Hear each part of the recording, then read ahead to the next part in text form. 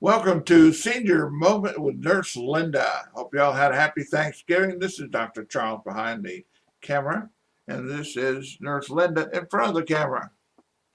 We have survived Thanksgiving. I think I'm still stuffed. It's a week later. Think I still have issues. I went to Ryan's with my wife in long-term care. I Hmm. don't cook. Ryan's food is actually cheaper for me to eat there than it is to go Yeah, out and buy food. yeah, very good place to go. Absolutely. Uh, and that was a gratuitous free plug for Ryan's Steakhouse on what road is At that? Harbison. Harvard. Not At Harvard. It's Harbison. the Bar Parkway. Yes. We're talking about Child Safety Month. This is National Child Safety Month, Why do we have and to have a Child Safety Month? because we have a month for everything else. Oh, I got that. Children are very important in our lives. They're our future. They are who we're going to be someday.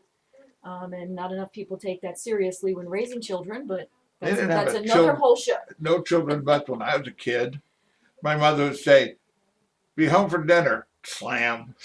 And that's right after breakfast or lunch. Well, and that's some of the things we're going to kind of bring out a little bit is how things have changed over the years. But one important thing to understand is, and I did not have a chance to double check the statistic, and I double check everything with two different sources, but from the World Health Organization and UNICEF, they put out a statistic of 830,000 deaths per year worldwide, children's deaths, avoidable deaths. I've been to Africa. I can see why kids die. I can see why everybody dies over Mm-hmm. there. Yeah, and some very other important things that may be shocking to people. One in particular that I'll get to in a minute.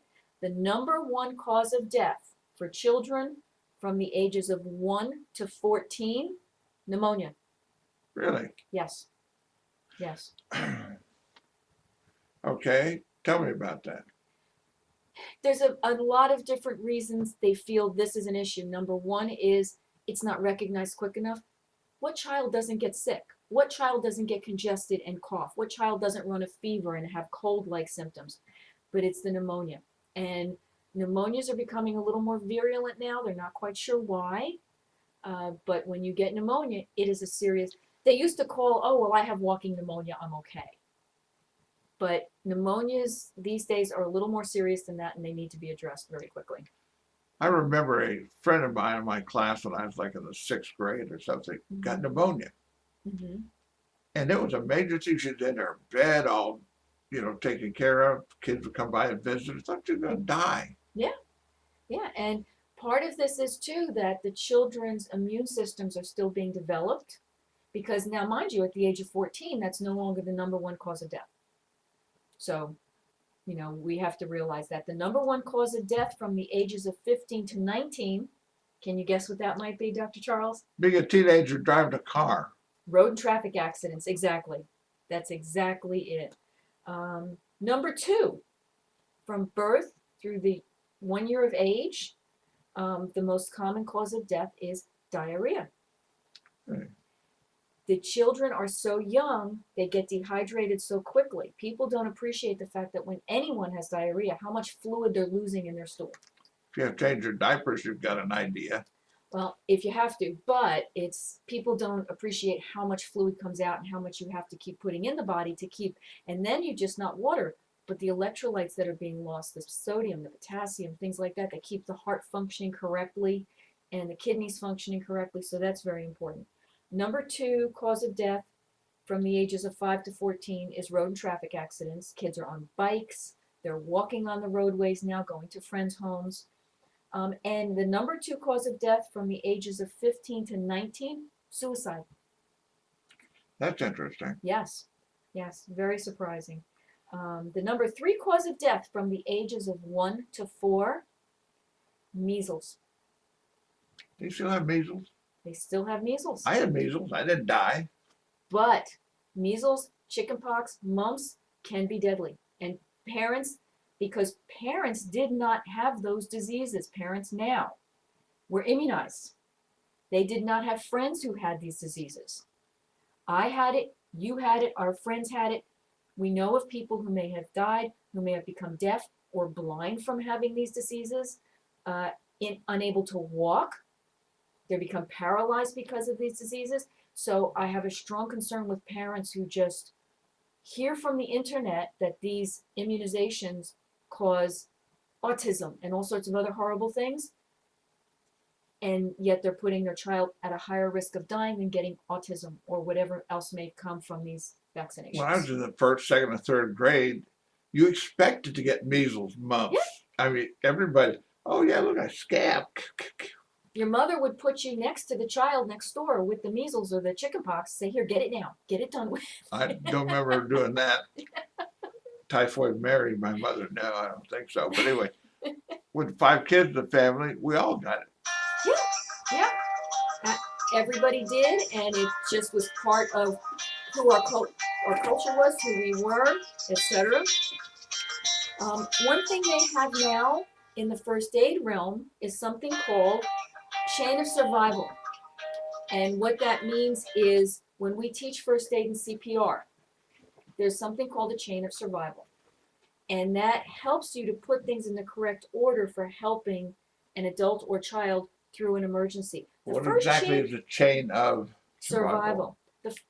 And it's a learning tool, and it's little things grouped together. Number one being for a child, prevention, preventing the problem. And that's the number one important piece in keeping children safe. So you look at take poisons out from under your sink.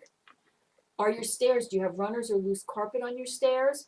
Put a gate up if your child's not old enough to get down the stairs themselves. The first thing my children learned when they were walking was how to crawl up the steps, but slide down on their butt.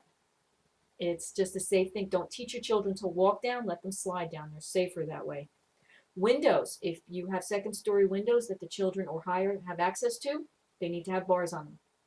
You need to have good solid screens. You need to watch your children. Blink an eye, and a child will get into an issue. But the safer your home is, the less likely they are to get hurt permanently or die from that accident. And that's very important. Not having runners on tables where a child's pulling themselves up, they pull the runner off and pull the lead glass vase on their head. Silly things like that. It sounds simple, but get down on your hands and knees and look around at your home at the same level your child is.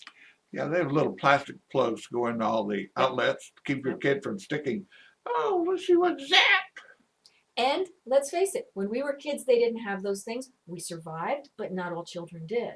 But you never knew about it because the press coverage was not like it is today. It wasn't. And we laughed about it. My husband was one of those kids, had a penny in his hand. Oh, look, I wonder what will happen. He blackened the wall and got a huge owie out of it and, a couple burns on his fingers, but he learned not to stick pennies into outlets anymore. They also had a chandelier, and sure enough, he went swinging from the chandelier, hanging over the kitchen table one day. Got a little bump My on his kind head. of guy. Always active, always doing. Bike protective gear.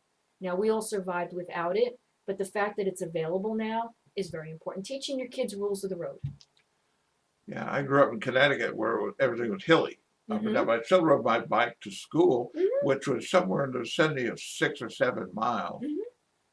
And of course, if you took it this way, you went by the dump, so you could bring your .22 rifle with you to school and then come back and shoot Shoot the rats. rats. Yeah. Well, But yeah, basically, there's some simple rules, and we actually teach classes on child safety.